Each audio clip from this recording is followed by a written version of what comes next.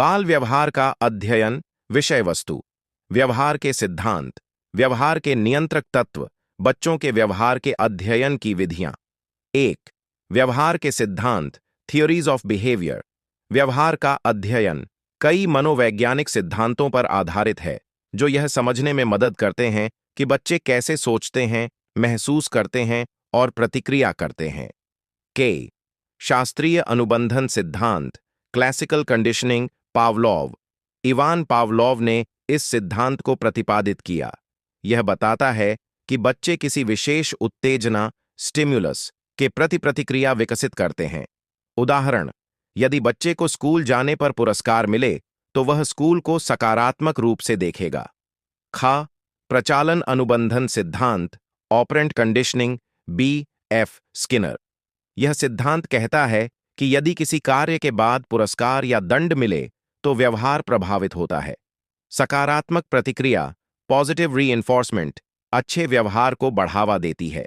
उदाहरण, परीक्षा में अच्छे अंक लाने पर प्रशंसा मिलने से बच्चा और मेहनत करेगा। गे संज्ञानात्मक विकास सिद्धांत, कॉग्निटिव डेवलपमेंट, जीन पियाजे। पियाजे ने कहा कि बच्चे की सोच विभिन्न चरणों में विकसित होती है। इसमें 4 चरण होते हैं: संवेदी मोटर 0 से 2 वर्ष, पूर्व संक्रियात्मक 2 से 7 वर्ष, मूर्त संक्रियात्मक 7 से 11 वर्ष, औपचारिक संक्रियात्मक 12 से अधिक वर्ष। घ सामाजिक सांस्कृतिक सिद्धांत, सोशियो कल्चरल थियोरी, लेव विगोत्स्की। यह बताता है कि बच्चे अपने सामाजिक परिवेश से सीखते हैं। मार्गदर्शन और सहयोग से बच्चे जल्दी सीखते हैं। 2. व्यवहार के नियंत्रक तत्व, रेगुलेटरी एस्पेक्ट्स ऑफ बिहेवियर। बच्चों के व्यवहार को कई कारक नियंत्रित करते हैं। के जैविक कारक, बायोलॉजिकल फैक्टर्स, वंशानुक्रम, हेरेडिटी, शारीरिक संरचना, फिजिकल ग्रोथ, मस्तिष्क का विकास, ब्रेन डेवलपमेंट।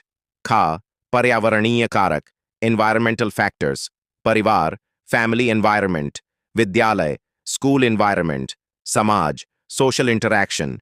गे भावनात्मक एवं संज्ञानात्मक कारक, इमोशनल एंड कॉग्निटिव फैक्टर्स, आत्मसम्मान, सेल्फ एस्टीम, प्रेरणा, मोटिवेशन, निर्णय लेने की क्षमता, डिसीजन मेकिंग एबिलिटी। 3. बच्चों के व्यवहार के अध्ययन की विधियाएं, methods of studying child behaviour. बच्चों के व्यवहार के अध्ययन के लिए विभिन्न शोध विधियां अपनाई जाती हैं। के अवलोकन विधि, ऑब्जर्वेशन मेथड। बच्चे के व्यवहार को प्राकृतिक परिस्थितियों में देखा जाता है। उदाहरण, शिक्षक कक्षा में बच्चों की गतिविधियों का अवलोकन करते हैं। खा प्रयोगात्मक विधि, एक्सपेरिमेंटल मेथड। विशेष परिस्थितियों में प्रयोग कर बच्चों की प्रतिक्रिया मापी जाती है।